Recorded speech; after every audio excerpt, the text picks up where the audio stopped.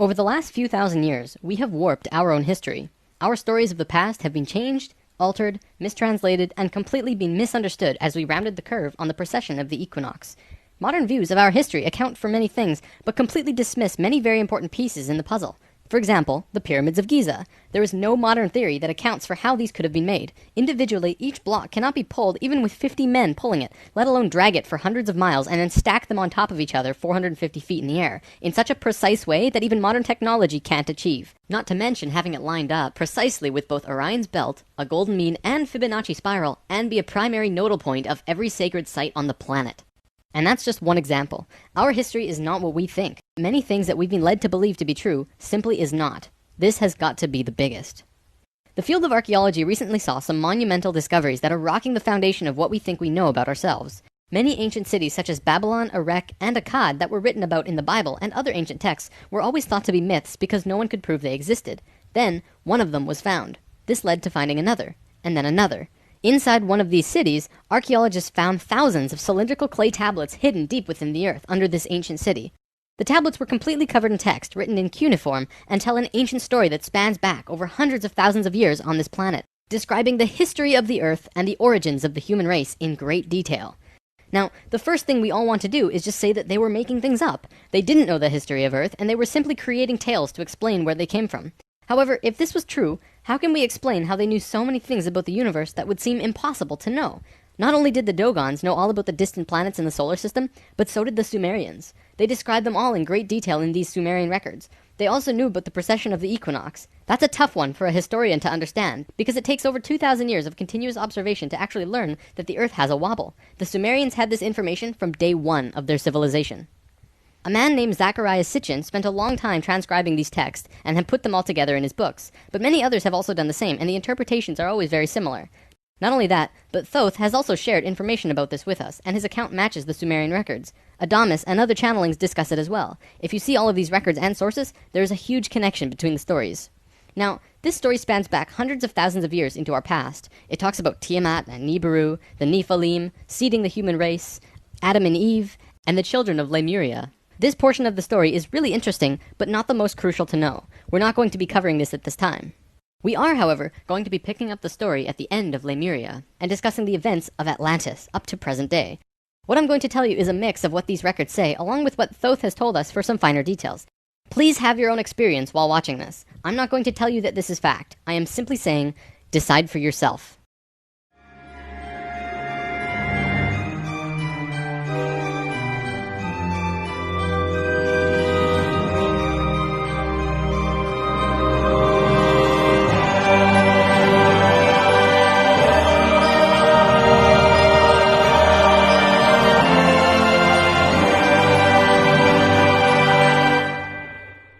There was a time, long ago, when humans existed at a very high level of consciousness. We were interdimensional and were very psychic. We communicated through thought and emotion, much like how animals do rather than speaking or writing, which would seem very primitive.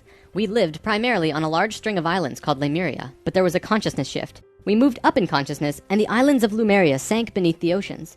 At the time of this shift, a new continent rose out of the waters. We called it Atlantis. Back in the early 1900s, the spiritual path of the United States was similar to what's happening today. People began to learn about meditation and study ancient lands like Atlantis and Lemuria. We actually found quite a bit of evidence that Lemuria existed, and it had to do with coral. See, the ocean floor does rise and fall. Coral can exist up to 150 feet under the surface of the water. In 1910, the surface of the ocean was probably higher because they were able to see coral rings heading away from Easter Islands for a great distance. These rings were estimated to be found at 1,800 feet, which means that for them to have existed, they would have had to be much higher and sunk slowly. Probably more important, they also found the exact same fauna and flora from the Hawaiian Islands all the way to the Easter Islands. This is a great distance, but if you look at a map, you'll see a long string. That string, according to Thoth, used to run along the western shores of Lemuria. It is only on these islands that have the same flora and fauna. Same trees, bugs, bacteria, everything. Science can only explain this if there were closer land bridges between these islands at one point. Although we were studying this at that time, World War I began soon after, and we lost interest in spirituality and the ancient lands for a very long time. After the sinking of Lemuria and the rising of Atlantis, at first the human race became scattered. We moved to various islands and continents all over the world because we didn't have a home. Yet, we didn't know where to go. At that time, there were about 1,000 humans at a very high consciousness, more than all of the rest. They were called the Nakals. Today, we know them as Ascended Masters. The Nacals began preparing Atlantis to be our new home. They projected their energies across the surface of the continent in the form of the Tree of Life, not with 10 circles, but with 12, an extra on top on the island of Udal, and an extra on the bottom in the water. There were 10 components on the mainland, and even though it extended over hundreds of miles on the surface, it was projected to the accuracy of a single atom. We chose to move to Atlantis because of the Kundalini. In humans, the Kundalini is often referred to as the energy serpent that runs up and down your spine. When activated, it provides an immense amount of energy through all of the chakras. The Earth itself also has a Kundalini because the Earth is alive, like an organism, running from the center of the planet to a specific place on the surface. Wherever the Kundalini resides, the people there become the spiritual leaders of the world. The Earth chose Atlantis to be the new energetic center of the planet. After Atlantis, the Kundalini moved to the mountains of Tibet, which is why the Buddhists were the leaders in pure spirituality for the last 13,000 years. It was a very pure place. It moved again within the last 10 years, but that's a story for another time. If you want to read more, check out the book The Serpent of Light by Drunvalo Melchizedek. Suddenly, in a single day, the Nacals breathed life into the Tree of Life on the surface of Atlantis. This created vortexes of energy rotating out of each and every circle. Once the vortexes were established, the children of Lemuria began to be called forth. Millions upon millions of Lemurians who had settled all across the planet began to be pulled toward Atlantis. A great migration began. However, the Lemurian body of consciousness had only reached the age of 12 as a planetary consciousness. Because we were right-brained, we were a female species, like a 12-year-old girl. And some of our centers weren't working yet. They had worked with these energies, but only mastered 8 of the 10. Each migrating Lemurian was attracted to one of these 8 centers on Atlantis, depending on the nature of the individual. There, they settled and began to build cities. That left 2 vortexes with nobody using them, not a single person. These 2 vortexes were pulling life toward them, and in life, you can't have an empty place. Life will find a way to fill it. Similar to if you were driving along a freeway, following another car, and you drop too far behind, someone will fill the place. That's exactly what happened on Atlantis. Though the Lemurians had only filled 8 of the vortex areas, Mayan records state clearly that there were 10 cities in Atlantis when it fell. You can see these records in the Troano document, which is now located in the British Museum. This document is estimated to be 3,500 years old, and it describes in detail the sinking of Atlantis. To fill these 2 empty vortexes, according to Thoth, 2 extraterrestrial races stepped in. Not 1, but 2 completely different races. The first race were the Hebrews, coming from our future. Thoth says that they came from off-planet, but we don't know where exactly. The Hebrews were kind of like a kid who went through 5th grade and didn't make it, so they had to do that grade over again.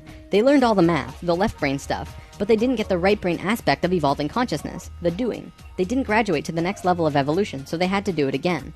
They knew a lot of things that we didn't know yet and brought many concepts and ideas to us that we weren't aware of yet. Now, if this is true, this would explain quite a few things about the Hebrew people in general. They seem to have many sacred geometries hidden within their culture. It also puts perspective on the story of Exodus. Perhaps Moses incarnated into that lifetime to free the Hebrews because they were not direct descendants of humans and were being treated unfairly. Or could it be that Moses was visited by an ascended master of the Hebrews who guided him to free their people? Given what we know about dimensions and consciousness, it definitely puts a fresh perspective on old stories that didn't make much sense. We could talk about this more, but let's continue for now. There were no problems caused by the Hebrews coming to Atlantis. They actually benefited our evolution. The other race that stepped in caused big problems. These beings came from the nearby planet of Mars.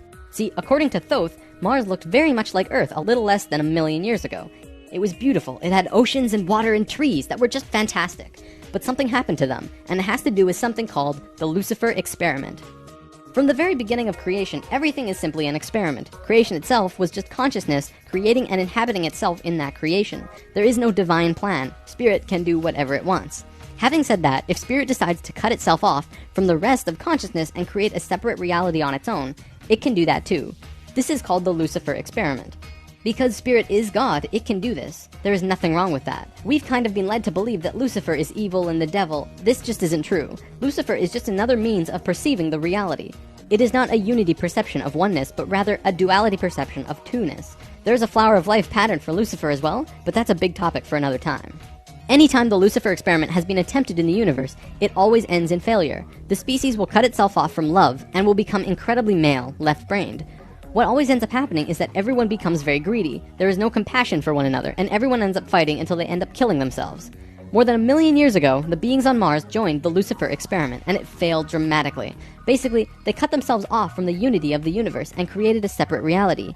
When the Martians severed the love bond, they became pure male, logical beings with no emotions. What happened on Mars was that they ended up fighting. Mars became a battleground. Eventually, it became clear that Mars was not going to survive. They blew their atmosphere away and destroyed the surface of the planet. Nova recently did an episode on planetary magnetics, and they found some interesting things about Mars. The planet didn't have a magnetic system, however the surface was magnetized, implying that at one point it did, but that something happened. Now, we've been discussing the star tetrahedron before, and now I want to give you a brief understanding of the Merkaba. The Merkaba was known in ancient times as the Chariot of Ascension. It is the star tetrahedral energy field around the body. All around the world there are references to this in ancient texts. When activated to its full potential, the Merkaba, which is both a tool and part of your being, can be used to do the impossible, included but not limited to changing dimensions and traveling through the universe. Before Mars was destroyed, they built huge tetrahedral pyramids. They built 3, 4, and 5-sided pyramids, eventually building a complex that was able to build a synthetic Merkaba. After 1 million years or so, it's been eroded, but the proof is there. Now, because the Martians were severed from the Unity consciousness, they couldn't create a living Merkaba. They simply used it as a tool. They created a synthetic Merkaba to travel in time and find a new home. A small group of Martians tried to get away from Mars before it was destroyed, and that place they found was Earth. About 65,000 years in our past. They saw this little vortex sitting there, just pulling in life, with no one in it. They didn't ask permission. Being part of the Lucifer experiment, they just said, alright, let's do it. And they stepped onto that vortex, and in doing so, they joined and changed our evolutionary path. Thoth's father, Thome, was one of the Nacals who set up Atlantis on the island of Udal. That island, the top of the Tree of Life, was the brain of Atlantis, and on it was a small city called Poseidon. This city is what Plato was discussing when he said that Poseidon bore 10 children, the 10 circles on the Tree of Life. Poseidon was made of 3 rings painted in black, red, and white stones, and it was the symbol for Atlantis. The inner circle represented the Nacals, the middle circle were the priesthood, called the Maya, and the outer circle represented the regular people of Atlantis. We'll come back to this down the road. There were only a few thousand Martians who came to Earth through the synthetic Merkaba. The first thing they did when they arrived in Atlantis was try to take over the continent. They tried to declare war and invade. However, they were vulnerable due to their small numbers, compared to the millions of Atlanteans, and we finally subdued them. We were able to stop them from conquering us, but we could not send them back. When this happened on our evolutionary path, we now had the planetary consciousness of a 14-year-old girl. The Martians were an incredibly male species, and also very old, so what you had was a 14-year-old girl being taken over by a 60 or 70-year-old man. We had no choice in the matter. The Martians just stepped in and said, like it or not, we're here. They didn't care what we thought or felt about it. Really, it was no different from what the settlers of North America did to the Native Americans. Once the initial conflict was over, it was agreed that the Martians would try and understand this female thing they lacked. This emotional feeling, which they had none of at all. Things more or less settled for a while, but the Martians slowly began to implement their left-brain technologies, which the Atlanteans knew nothing about. One after the other, the Martians kept putting out these left-brain inventions, until the Atlanteans slowly began to see things through their left brain. We slowly began to become a male species. The Martians gained control, bit by bit, until eventually they had all of the power, as was their intention. The animosity between Atlanteans and the Martians never subsided, not even till the end of Atlantis. They hated each other. The Atlanteans were shoved down and treated like inferiors. It was like a marriage that the female component didn't like, but the male component didn't really care if she liked it or not. It remained this way for a very long time, until about 26,000 years ago, when the next phase slowly began. Before we continue, we have to talk about polar shifts. See, in the 1930s, Edgar Cayce was channeling information for a geologist when he stopped and he said, "There's something you should know. In the near future, the Earth's poles are going to shift." Cayce was a brilliant man with a very strong connection to higher dimensions, where he communicated with other beings for the human race. Ultimately, it was because of his channelings that the belief system called New Age was created. This is again just putting what he was doing into boxes of understanding, because no one else understood what he was doing at that time. Nevertheless, when Cayce talked, people listened. Geologists began exploring the possibility of a polar shift, and they found something remarkable. A string of major pieces of evidence came forth and lent tremendous weight to what Cayce was saying, and they have now changed the world's view on the subject. Scientists believed that if there was going to be a physical pole shift, there would also be a change in the magnetic poles. Through studying lava beds, geologists were able to see where the planetary magnetics were when the lava beds hardened at certain depths. They found that the earlier magnetic poles were not where they were now, but in Hawaii. The last shift that took place was 13,000 years ago, and we will get there in the story soon. They did another test and found that it had shifted again 26,000 years ago as well. Scientists also learned that polar shifts happen very quickly. In a single day, the magnetics would do a complete flip, or turn 90 degrees. There's that number again. And within 24 hours, the sun would be rising differently than it did the previous day. This shift has happened hundreds of times over the last 100 million years on Earth, but it's speeding up now and happening faster and faster.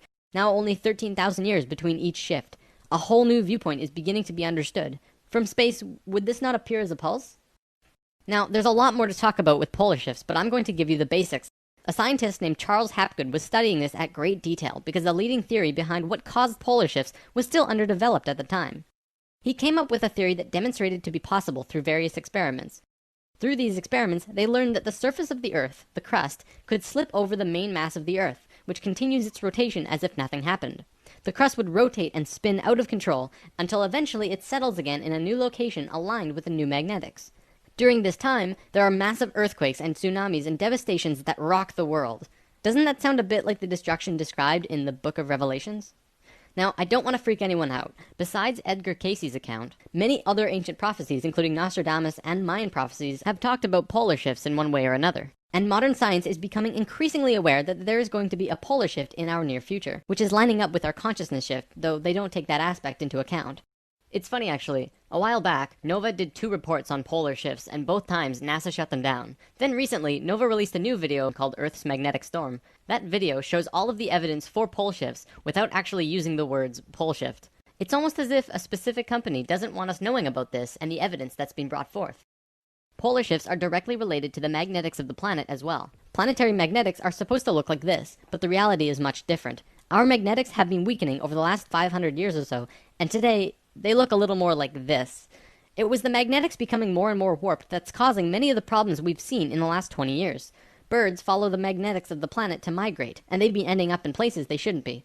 Whales were continually beaching themselves in the 90s because they followed these magnetics, which led them to land where there should have been water. As for humans, you know how on the night of the full moon there are more rapes, murders, and violent crimes than any other night of the lunar cycle? Well, the moon affects the magnetics of the Earth, slightly. But the magnetics are so warped right now, it's affecting how we think and act as a planet. Our collapse of social structure is related to the geomagnetics of the Earth. Or perhaps it's the other way around. There's one other thing that we need to discuss about polar shifts. They always line up with a consciousness shift. They are interrelated. Thoth lived on Atlantis for a very long time, and he told us that he saw the Earth shift 5 times, watching the sun rise in the east, and then the west, then the east, then the west. This is how to explain why during a consciousness shift at the end of Lemuria, it sank beneath the oceans and Atlantis rose. If the crust was spinning randomly around the planet, many geological events such as continents rising and falling would take place. Now that we have an understanding of polar shifts, we can continue with this drama on Atlantis. 26,000 years ago, we were exactly where we were today on the precession of the equinox. We had gone through our falling asleep phase, and we were about to begin waking up. It was at this point that there was a small consciousness shift. We actually went down in consciousness, not up. A piece of Atlantis about the size of Rhode Island sank into the ocean. This caused a tremendous amount of fear within the Atlanteans, because they thought they were going to lose the whole continent, like what happened with Lemuria. Because of the consciousness shift, one of the bigger things they lost was their connection to the future. They couldn't foresee big events such as the potential sinking of their home. After about 200 years, this fear began to subside. Now, in both the Bible and the Sumerian records, the accounts of Adam, Eve, and all of their children were recorded to have exceptionally long lifespans, like 900 years or so. So 200 years for us back then is like 20 years for us today. We'll explain how we got there soon. Things kinda settled for a while, and then between 13,000 and 16,000 years ago, a comet approached the Earth. Because we were living at a high consciousness across all dimensions, the Atlanteans became aware of it before it hit. A great conflict occurred in Atlantis. The Martians, who were in the minority even though they were in control, wanted to blow it out of the sky with their laser technology. However, the Nacals had learned of the comet's true nature, and the Atlanteans protested. They said that the comet was in divine order. They had to allow it to take place naturally. Let it hit the Earth. That's what's supposed to happen. The Martians fought the Atlanteans, but in the end they gave in. The Martians agreed to let it hit the Earth. When the time arrived, it came screaming into the atmosphere, plunging into the Atlantic Ocean just off to the western shores of Atlantis, near where Charleston, South Carolina is now, only that was at the bottom of the ocean at the time. The remnants of the comet are now scattered across 4 states, and science has definitely determined that it hit at least 12,000 years ago, if not more. They're still finding pieces today. Although the main portion struck near Charleston, a few fragments actually hit the main body of Atlantis, crashing into an area right where the Martians were living, killing a huge portion of their population. They were pissed. They said, "It's all over, we're divorcing you, and we're gonna do whatever we want. You can do what you want, but we will never listen to you again." We know this whole bit. We've seen it in divorced families throughout the world. And the children? Well, look at our modern world today. We are the children. You can guess what the Martians did next. Their primary interface with the reality was control, and when their anger rose to meet their desire for control, they decided to take over the Earth.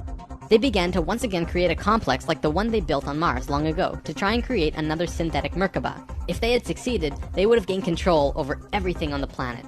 The only thing was, around 50,000 Earth years had passed since they had built a Merkaba, and they didn't quite remember how to do it. But they thought they did. The Martians built the buildings in Atlantis. They set up the whole experiment, threw the switch, and lost control. The destruction was immense. In this reality, you can hardly make a greater error than to create an out-of-control Merkaba. The experiment began to rip open the dimensional levels, not the higher ones, but the lower ones. To give an analogy, if you took a knife and slit open your stomach, the stomach acids would seep into other parts of the body that it's not supposed to be in. That's like ripping open the dimensions.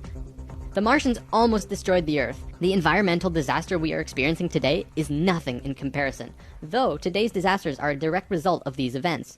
Because of this tear in the dimensional levels, a huge number of lower dimensional spirits and beings were thrown out of their comfort zone and into these higher levels. They were forced into a world that they did not know or understand.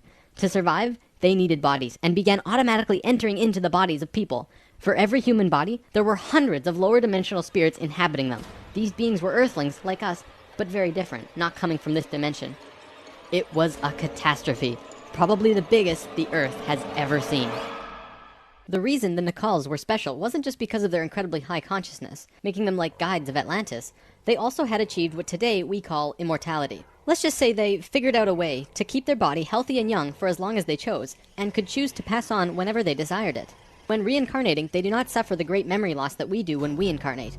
They did it through their expanded consciousness and tantric interdimensional sex meditations. This is how Thoth was a priest king of Atlantis for thousands of years and stayed on Earth until 15 years ago when he gave all of his memories and understanding about sacred geometry to a man named Drunvalo Melchizedek. The Merkaba is formed out of 3 star tetrahedrons overlaid on top of each other. 2 of them are counter-rotating and the third is stationary. When the Merkaba is formed with the unity consciousness, it is formed internally with love. When it is formed externally through the Lucifer experiment, it does not have that love and can become unstable very quickly. The Martians' attempt at controlling the world took place on one of the small islands in the west of Atlantis. This place today is known as the Bermuda Triangle. It's a triangle because the top of the stationary tetrahedron of the Merkaba is actually sticking out of the water there, which causes a huge electromagnetic imbalance in that area. Many planes and boats have reported to have gone missing there. They just vanished without a trace. The imbalance is multidimensional, and in many cases these ships and planes have been sucked into different dimensions, never to be seen again. That Merkaba is still there on the seafloor today, but from what I know, it's going to be corrected soon. The Nacals did their best to save Atlantis. They sent most of the lower dimensional beings back, at least as many as they could, and sealed up the dimensional tear. Despite this, the situation got really bad, really fast. All of the economic systems collapsed. Financial, social, and all concepts of how life ought to be completely broke down. Everyone on Atlantis began getting sick with weird diseases, and the entire continent went into a state of survival. Life was no longer about living. It became about surviving until tomorrow. It was a literal hell on Earth. The Nacals had no idea what to do. They were children compared to the events that had been thrust upon them. So they prayed. They prayed to the highest levels of conscious life in the universe, asking for help from anyone who could hear them. The problem was reviewed on many high levels of life, who I am drawing as the Justice League because the 11th and 12th dimensions are completely incomprehensible to us in our current state. What they told us was this: we were going to fall. We were going to hit rock bottom, level 1, the lowest place we possibly could be in the universe and still survive. Also, we were changing polarity. We were no longer a female species, so we were starting from square one as a male species. And finally, and this was the shocker, we would only have 13,000 years to return to Christ consciousness. Normally, it takes hundreds of thousands of years for a species to get to Christ consciousness. We had to do it in a fraction of the time. If we didn't, we would not survive. This has never happened before in the universe, ever. Thoth, who was the priest king of Atlantis at the time, learned that they would have to perform this experiment on themselves. They received instructions from the highest levels of life and they went on their way. Thoth proceeded with a being named Ra and Aragat, who were previous kings of Atlantis, and began the experiment. To understand what they did, we have to talk about consciousness grids. A planetary grid is an etheric crystalline structure that envelops the planet and holds the consciousness of any one species of life. This grid does have an electromagnetic component associated with the third dimension, but it also has a component for every dimension as well. These grids are geometric, of course, and science will eventually discover that there is a grid for every species in the world. Each of these grids have their own geometry and are unique. There's not another one like it, just as the species itself are unique. These grids give off light as well, and from space they can be seen as the source of the bluish glow around the Earth. What Thoth and friends had to do was create a synthetic Christ consciousness grid, allowing humans to ascend to Christ consciousness in a very short time. But first, let's talk about the science behind the grid. Perhaps you've heard of the 100th monkey experiment. Over a span of 30 years, scientists were researching a species of monkey called Macaca fuscata on an island in Japan. They were providing the monkeys with sweet potatoes by dropping them in the sand. The monkeys liked sweet potatoes, but they didn't like the sand and dirt so much. A few monkey children figured out that they could wash their sweet potatoes, and some of them taught the technique to their parents. Only a few of the adult monkeys did this though. This went on for some time until one day the monkeys who actually knew the technique hit critical mass. And bingo! The technique started spreading faster than it did before. Monkeys started learning it really easily across all of the Japanese islands nearby as well as on the mainland. They knew that there had to be something that wasn't yet understood about how a species is connected to itself. So what did we do? We tried it on humans. Our research team made a picture out of human faces. About 100 faces hidden within a single picture, but at first glance, you could only see about 6 or 7. They did several surveys with a few hundred people in Australia and said, alright, find the faces. Most people could only pick out 6, 7, 8, 9 or so, not many more.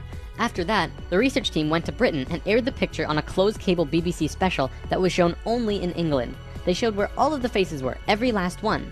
Half of the research team, which stayed in Australia, did the experiment again with new subjects. And lo and behold, people were just naturally able to see more faces.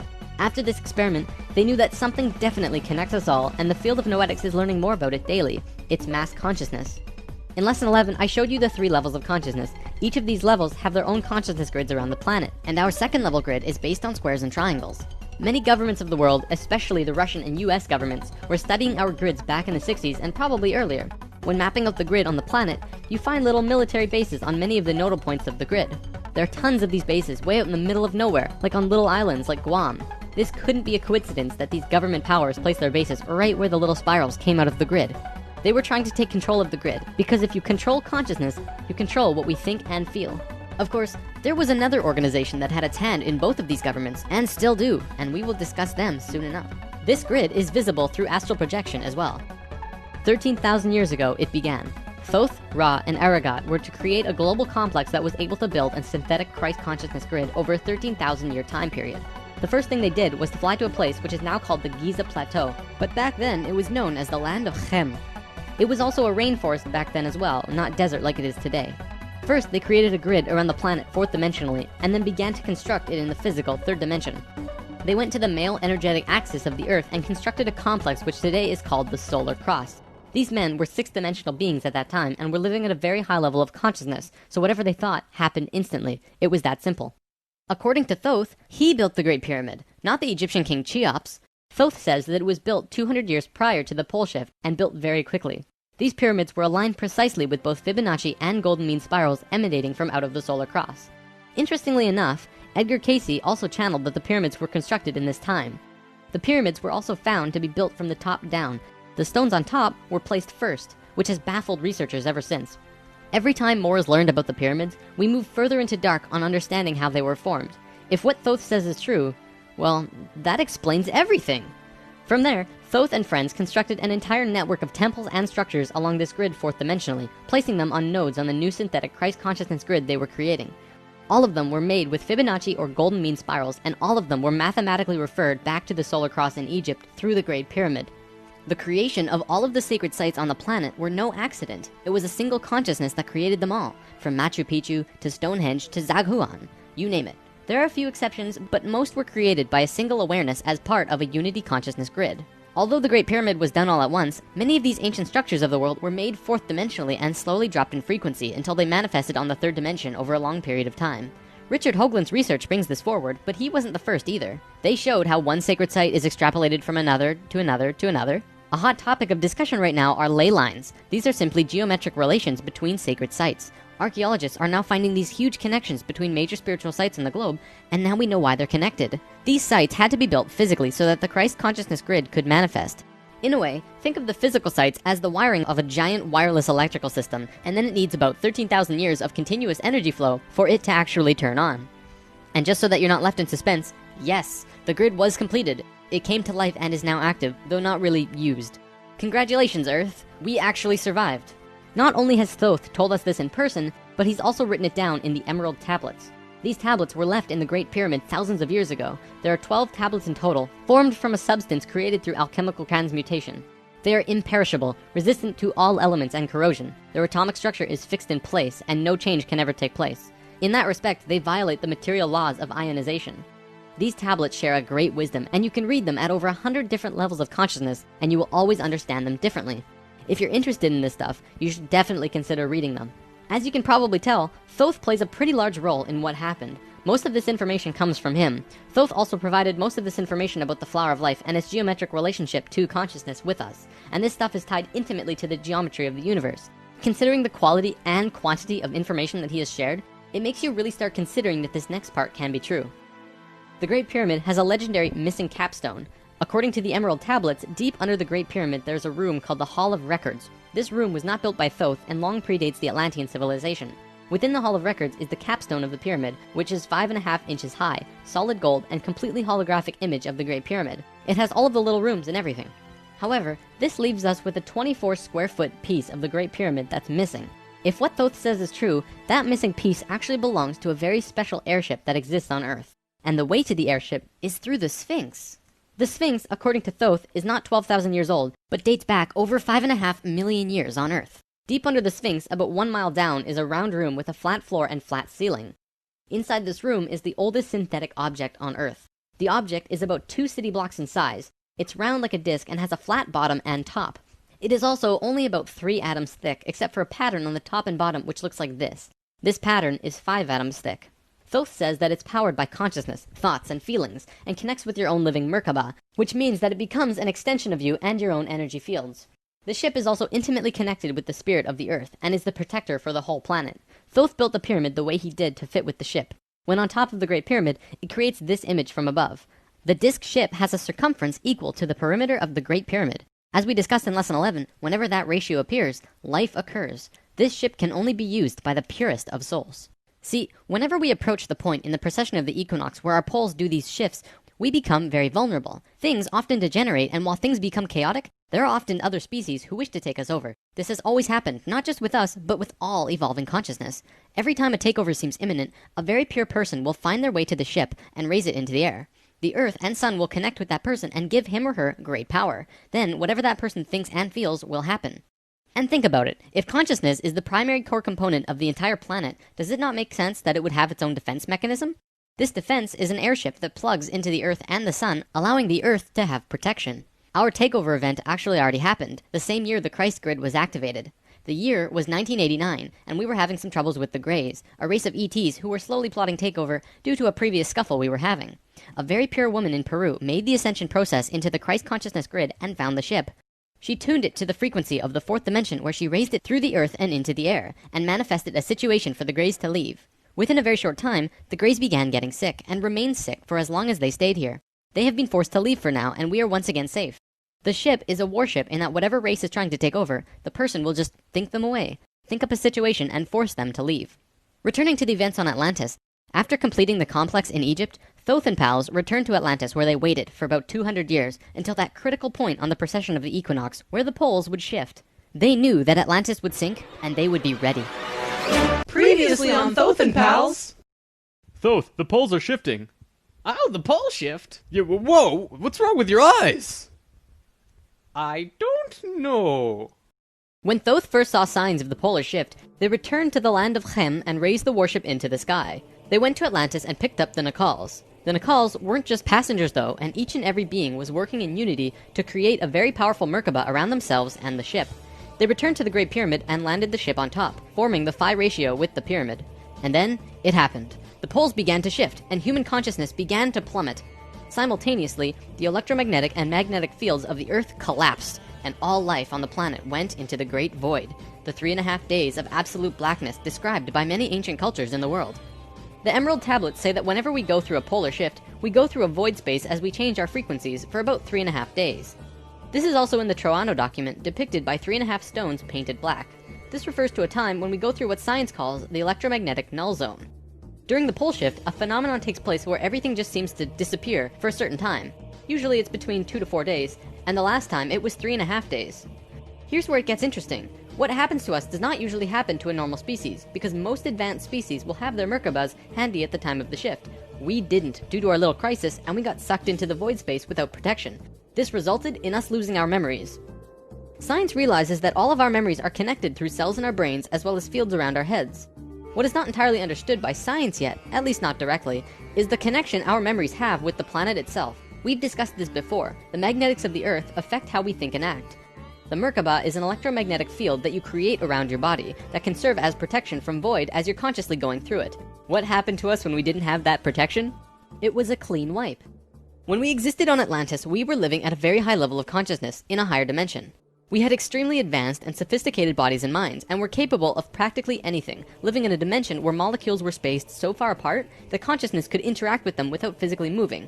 It's hard to explain because you can literally shape your environment immediately through your consciousness in these higher frequencies. In that sense, we were creators, knowing and understanding oneness, beings of love. But then we fell. We dropped back down to this place called the third dimension. We also fell in consciousness back to zero. We forgot how to use the pineal gland, and it slowly shrunk to the size it is now, like a raisin, where it's supposed to be eyeball size. When this happened, we forgot how to breathe source energy into our bodies, and our lifespans went kaput. Eventually, we went from 900 years to what it is today. We had not experienced this dense reality that we had before, at least for a very long time. We were kind of like a supercomputer that gets completely wiped. No operating system or anything. We had these advanced physical bodies, but we didn't know how to use them. This is why today we are so physically advanced compared to pretty much all the other animals in this third dimension. For a time, the survivors of the Atlantean fall, and there were a few, were literally hairy barbarians. We even had to rediscover fire. The reason we're having such a hard time finding evidence of Atlantis is because for the most part, the events of Atlantis took place on a much higher dimension than our physical Earth exists on right now. Everything I've drawn of Atlantis can't be taken as that's what it looked like, because it didn't. This landmass did physically exist, but the Atlanteans were not inhabiting that dimension of its existence. If the warship hadn't been protected by the Merkaba, the Nacals would have lost their memories. They retained their memories when the Earth came out of the void and began their work once more. Thoth and 1/3 of the Nacals went to the Island of the Sun in Bolivia. Aragot and 1/3 went to Tibet, and Ra and the remaining third went to Egypt, where they waited. Now, we're going to begin bridging the gaps between this story and our current history. In between the fall of Atlantis and the dawn of our first civilizations, who were the Egyptians and the Sumerians, there was a 6,500-year gap between them. What was happening to us in that time? We have to look at this precession chart again. This is where we fell in consciousness, point C, and this was our falling asleep phase too. Thoth, Ra, and the Ascended Masters were waiting until point D. They had to wait for humans to just evolve themselves over a 6,500-year time period until they were advanced enough to actually receive this new information that they were going to provide. Sometime in here was when the flood of Noah occurred. Because of the pole shift, the Earth went through an ice age. This is scientific fact. When the ice melted, it would have caused massive flooding.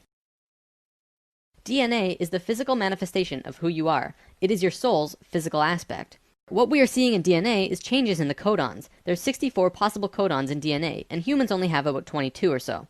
What we're finding is that there are 6 more codons being activated within these children, and they are choosing 2 of the 6. These kids are what we call indigo and crystal children, and probably the super psychics as well. Now, this is a chromosome. Basically, what this is lots and lots of DNA wrapped into this weird H-like shape. This is located in every cell, and is part of your body of consciousness. What Thoth tells us is that every level of consciousness seen here not only has its own consciousness grid, but its chromosome change as well. The second level, where we are now, has 44 and 2 chromosomes. To any scientist, this is basic biology. The first level, however, has 42 and 2, and this third level has 46 and 2. The fourth and fifth have 48 and 2 and 50 and 2, respectively. The primary physically visible difference between these DNA in all life is height. The first level has an average height of 4 to 6 feet tall. The second level, us, has an average height of 5 to 7 feet. Third are about 10 to 16 feet, which we are about to translate to. Fourth is 30 to 35 feet, and the last is 50 to 60. You may remember a being named Metatron, the Hebrew archangel who is the perfection of what humanity is to become. He was 55 feet tall, that guy. The last 2 heights are far in the distant future for us, though. This is a place in Egypt today called Abu Simbel. The first thing you notice is that these statues are huge, but with the information about the DNA, this paints a different picture. These beings would be in the 60-foot range if they were to stand. They were at the 5th level of consciousness. These beings on a different wall are 35 feet tall, 4th level of consciousness. Here are some 3rd levels as well. Archaeologists saw this and thought that it meant that the man was just much more important than the woman, when in actuality, the kings of Egypt had 5 different names, one for every level of consciousness. Some of the kings were even able to translate into different dimensions, and that's how they guided the population with the power of the gods. In Egypt, according to today's top archaeologists and researchers, the Egyptians and Sumerians both began their civilizations right around the same time from each other, within a few hundred years or so. Both of these civilizations emerged out of nowhere with perfect writing abilities that were not improved upon since. When they first emerged, they were extremely sophisticated and clear, and slowly degenerated over generations. No archaeologist can explain how this happened or explain how it could have happened. They placed Egypt and Sumer into a special classification called stair-step evolution. What happened was, one day, Egypt got its language, full and complete. Then the knowledge leveled off. And then it got another massive leap a little while later. Then suddenly, they knew everything about water and moat systems just perfect. Then, a little time later, bam, they're masters of hydraulics. How did Egypt and Sumer do this? Well, this is what Thoth said. When we were evolving on our own for 6,500 years, Ra and the Ascended Masters were waiting in an underground city beneath the Great Pyramid. We'll come back to this in a bit. Thoth's son Tat formed a group called the Tat Brotherhood, which is a secret group that still exists today as protectors and keepers of the sacred temples. Today, they're still connected to the Ascended Masters. So about 6,000 years ago, some members of the Tat Brotherhood would wait until they would meet someone who could understand what they were going to teach them. When they found someone, they would just tune their frequencies to the third dimension and walk up and tell them information flat out. They said, hey, if you do this and this happens. The Egyptians would say, wow, look at that. Then they would go underground, wait another little while, and repeat the process. Over a short period of time, the Egyptian and Sumerian evolution shot up in stair steps. As for the Sumerians, they also received a more detailed story by those who were assisting them. They described to the Sumerians in all of the details they remembered. They said, this is the history of the planet, write it down. The Sumerians knew about the precession of the equinox because they were told it by the Nacals from Atlantis. After this stair-step period, we began to fall asleep further. Things got worse once more. It was our falling sleep stage of precession, and although the Nacals had given us a boost, we were consciously dozing off. On that note, it's time for the story about the city under the pyramid. Keep an open mind about this because there is very little proof for what I'm about to say. For over 40 years, Drunvalo Melchizedek has been studying human consciousness through sacred geometry and spiritual teachers and masters all over the world. In 1996, he was contacted by a source in Egypt who said that something incredible had been discovered. A stone stele came out of the ground between the paws of the Sphinx into the daylight. They removed it and dug into the earth beneath the Sphinx. There they found a room with 3 tunnels leading off of it. One of the tunnels, which went to the Great Pyramid, had another tunnel coming off it, and it was shielded by a wall of light. Bullets could not pass through this field, and people could not even get close to it without feeling like they're going to die. The Egyptian government found a particular person who could turn off this field. They also had brought in Paramount Studios to film it, as they had filmed the opening of King Tut's tomb. They had a good relationship with Egypt. The government wanted several $millions from Paramount, but at the last minute they asked for an extra $1.5 million under the table. Paramount was outraged and they backed off. Things were silent for about 3 months. Then Drunvalo heard from a source again who was involved in all this, who said that 3 men shut off the light field and went inside. They found themselves inside a very large building that went on for miles underground, which was really the edge of a giant underground city, which was really just one giant building. Then, a little while later, an Egyptian archaeologist named Larry Hunter began describing the same thing, but more detailed. He said that the city was 6.5 by 8 miles wide and 12 stories deep, and the city was outlined by specific temples in Egypt. The 3 pyramids are lined up with Orion's belt, but there are also small temples for every other star in the constellation. Those temples map out the city underground and are made out of a special stone not found anywhere else in Egypt called Koinen stone. Incredibly enough, very recently, ancient tunnels were found in Romania that led to both Egypt and the inner earth. Now, I don't have time to go into detail about this particular story, but if you want, check out the book Transylvanian Sunrise by Radu Sinamar. To be clear, this is a theory that has not been accepted by the Egyptian government, but the underground city that Thoth said was there is, according to Mr. Hunter, marked by temples made of a unique substance, and the temples match the star pattern of the constellation of Orion. 4,000 years after the stair-step evolution, we were at our lowest stage of our evolution. We were hitting bottom on the awareness road. Suddenly, out of the darkness, 3 men came to Earth to give us a little nudge. Everything in ancient Egypt was synthetic. They had this entire civilization based around achieving heightened states of consciousness, but they had to do it through tools. Now, we're not going to look at each of these tools individually, but let me give you a brief overview here. This tool was used for transferring vibrations into the body. Along with that were the hook and flail. This little device was a kind of generator to increase vibrations, though there's not too much information available on it. This thing, however, was their most important tool, the Ankh. They saw the Ankh as the secret to eternal life, and they used it not as a physical tool, but as an energetic one. They would use this form and ankh their sexual energy. Now, this could be a huge topic on its own, like how energy travels up and down the body through a vertical tube between 5 energy channels that counter-rotate as they extend through the body, but basically, sexual energy is an incredibly powerful energy. We definitely abuse it today, but what the Egyptians knew was that when you had an orgasm, a very large amount of energy bursts from your root chakra all the way up your spine to the top of your head, and then it gets released. What the Egyptians would do was when the spiral of energy hit their heart chakra, they would ankh the energy out of the back of their body and over their head and back into their body, where they would keep the energy and retain a massive energy boost.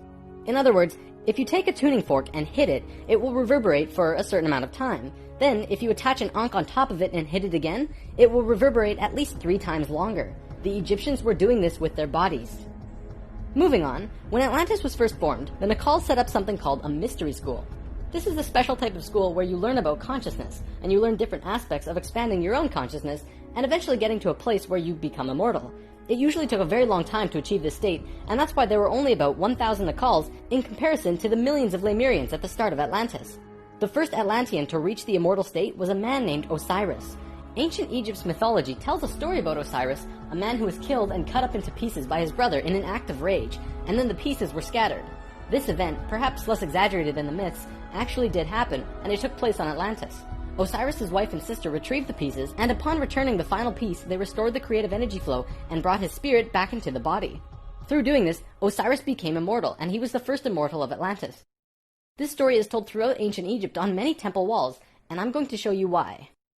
Osiris went through the 3 stages of consciousness. The first one was whole, the second was separated from itself, included physically, and the third was whole again.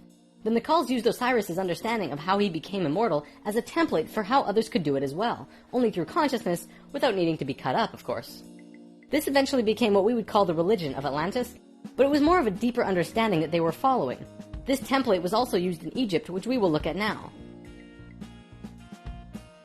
Through this stair-step evolution, we began to change from the first level of consciousness into the second. Before the fall, we had incredible memories. It wasn't this vague recollection that we have now, but today we might see it as full-tilt 3D holographic memory. After the fall, we still had a photographic memory, and could share these experiences with each other, which is called dream time. It is what the Aborigines of Australia still have today. Through the introduction of writing, however, we began to change from the first level of consciousness into the second. We lost our incredible memories and became very separate from each other and ourselves. Thoth was the one who introduced writing, and if you look at ancient Egyptian culture, it even says, Thoth brought writing to us, as well as many other things. Now that we were in the second level, over time, things began to change, and a very serious problem developed, which if it hadn't been solved, it would have caused a major catastrophe in our own near future. Basically, in Egypt, the Ascended Masters had used Osiris's genetic coding of changing chromosomes to show others the path of ascension. They developed a system of 42 and 2 gods, with a lowercase g. They were actually called Neters. Most will recognize this one. His name was Anubis. There were 42 and 2 Neters who were representative of human chromosomes. Each one of them showed a specific pathway of life or human experience, and people would follow these understandings to learn more about their life or their own reality. The problem developed when both Upper Egypt and Lower Egypt became more separated from themselves, and the meanings of these Neters were lost. Over time, the drawings of these Neters changed, and the meanings changed with them. People had no idea what they meant. Then, it got worse, when the Egyptian king Menes merged Upper Egypt and Lower Egypt into a unified country. Menes also merged the belief systems, so now you had 88 gods that people were fighting over to decide who was really God. This was an issue, because now they had people not knowing what to believe, completely lost, separated from their understanding of their own divinity and God. Things became separated further, people fought over which gods were really gods. Today, we look back and say, wow, they thought there were so many gods, when really, this wasn't the case at all. Even with the help from the Tat Brotherhood, we just couldn't get it right. There was one short period of Egyptian culture that most historians don't really understand. As it's written in ancient texts and hieroglyphs, for 17.5 years, there was a bizarre new ruler that completely changed how Egypt was run, and his name was Akhenaten. Before him, there were only kings. Akhenaten was the first pharaoh, which meant that which you will become. He was also, believe it or not, 15 to 16 feet tall, at least that's how he was always depicted, and had an elongated skull. Both of these aspects are related to Christ consciousness. Akhenaten abolished all previous understandings of God and tried to instill a one-God understanding in everyone. After 17 years, the majority of Egyptians revolted and Akhenaten was killed, soon to be replaced by someone else, returning to the old system. What actually happened? To correct the problem, Thoth got the help from Ai and Tia, who were the first immortals from Lemuria, and got them to mate interdimensionally to conceive a Christ consciousness being. Thoth said that he worked with the previous kings of Egypt to help achieve this, and Egyptologists find that Akhenaten came completely out of nowhere. It took some time, and there was a transitional period involving Amenhotep III, but soon Akhenaten was on the throne. Akhenaten used his time to bring Egypt back to a simple religion where there was one God, one reality.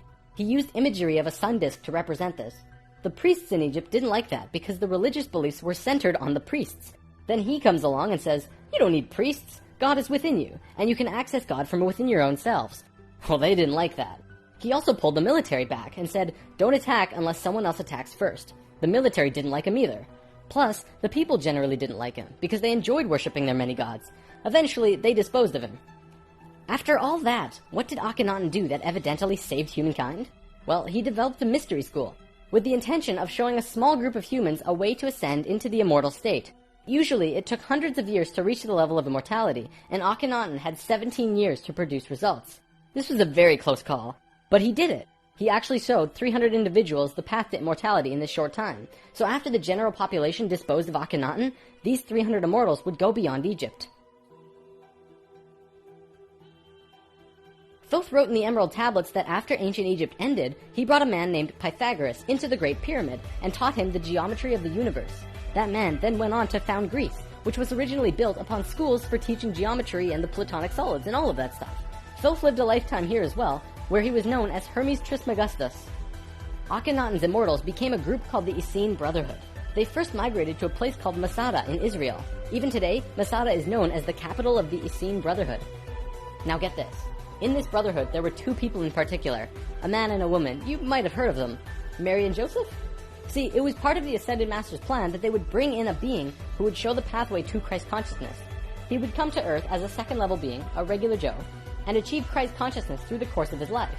Then, the ascension process, the transitional experience from the second to third level, would go into the consciousness grid that was still being formed. He was able to transition because he was originally from these higher levels. That man is known today as Jesus, although his name at that time was Yahshua ben Hur.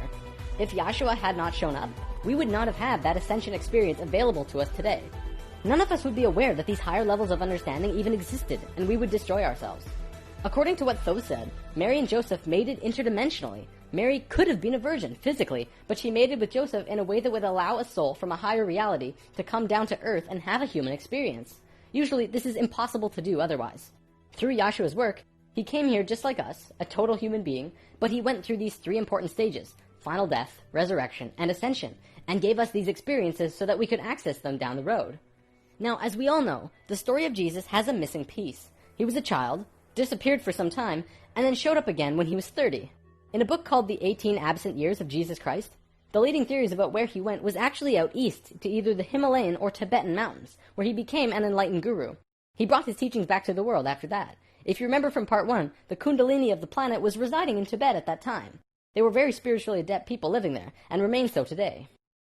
Now, on the topic of Christ, there's something else I'd like to bring up: the Lord's Prayer. Today, we know this as the only prayer that Jesus taught, but did you know it's actually a geometric prayer meditation? A man named Bodhi McCoy spent over 20 years working with this prayer and analyzing it with sacred geometry, and has discovered some incredible synchronicities. In his book, Live the Promise, he explains how the original prayer, not the extended version mind you, has 7 segments or thoughts, which align perfectly with the 7 chakras as well as the 7 original branches of yoga. Bodhi teaches how to do this prayer meditation, as well as meditations him and his wife have developed based on the Lord's Prayer, called heart dances. It's really quite incredible to see how it all works with the pure geometries of the universe. If you wish to learn more, check out livethepromise.net. If you study Christian religion and Egyptian religion, you'll actually find that they parallel in almost every way except for the Egyptians' understanding of God. Most evidence shows that Christian religion came out of Egyptian religion, and then later they went back and discredited the Egyptians. Around 300 AD, there was a council called the Council of Nicaea, which was the syndication between the Roman political and religious authorities. Basically, the religious leaders and political leaders realized that they could unite and impose more influence on the people and control society through their unity. It's right around this time that we begin to see the manifestation of the New Testament, which was put together from scriptures and stories, some newer and some much older, which were renewed and superimposed on the life of Yahshua ben Hur, which today we know as Jesus of Nazareth. The term Christ actually stems back from much before the Bible. It comes from the word Christala, which is a word that derives from the original 7 core audible sounds of creation. When the creation of the universe occurred, the original tones were ka, ra, ya, sa, ta, ha, la. Christla actually was broken down on earth into 2 words, Christ, which soon became Christ, and Hla, which became Allah, which were broken down and changed through oral tradition.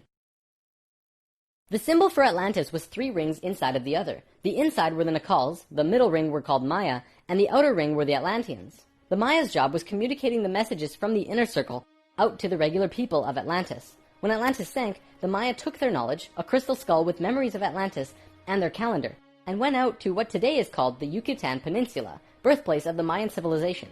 Their calendar is the most advanced, detailed calendar on the planet, and it has its roots in Atlantis. Over the last few hundred years, a group of people have slowly monopolized the entire world into what it is now. Today, there are 13 families that are among the richest families in the world. They have their hands in next to every organization and government and control over 95% of the money. They control our modern world from the very tippy top. Today, we like to call them the Illuminati, except that's not really who they are. The word Illuminati means enlightened ones, which was established long ago as a secret society that was focused around expanding knowledge through scientific and spiritual understandings. Secret societies were not originally bad, but rather consisted of those who just kind of got it. They understood information that the average person at that time would not accept and demonize. These societies had to be kept a secret because of the control that the church had and refuted against what they wanted to explore. This is where Freemasonry originally comes from. If you do the research on the time periods, what probably happened was that the church, who had the majority of the control at the time, probably infiltrated some of these organizations to make sure that they were not creating plans to expose information and destroy the world order that they had created. This led to the church exposing some of the societies as devil worship and blasphemous, and fear of these groups rose. Over time, many secret societies branched off by those who were corrupt or previously infiltrated by the church, and gained more control through the church and large organizations that were being established. Today, there exist 13 families around the world who pretty much own the world, with over 95% of the money and a lust for greed, power, and control. More and more information has become present lately that many of these families may have DNA that is different than the rest of the human population. It is speculated that they share DNA that was passed down from the Martian race or other species races. They contain no love or emotion and are completely power-driven. This brings us to the end of the human history story for spirit science, but of course, it's not really the end. For one, we've only really scratched the surface of discussing many of these topics. Secret societies, for example, would take another 2 or 3 lessons to really get into. Plus, the human history story won't end because we're still living it, and what happens next is ultimately up to you. This story, while seemingly unbelievable and at times outrageous, does explain a lot. Think about it. We've covered the Bermuda Triangle, the face on Mars, Jesus, what the Egyptians were doing, the rise of Greece, pretty much most modern religions, the reason we popped up out of nowhere 6,500 years ago, the stair-step evolution of those cultures, and the story of Atlantis, which has been elusive to us at the best of times. It also explains the Great Pyramids and their connection to all of the sacred sites on the planet, the Sumerian tablets, the Emerald tablets, Lucifer, and as for the Hebrews, if you read their Talmud, it actually seems to suggest that they're not from here. I'm not going to tell you to believe it, but it definitely puts some perspective on many questions and aspects about the world which we generally just don't have conclusive answers to. Take it with a grain of salt, though. After all, it is just a theory.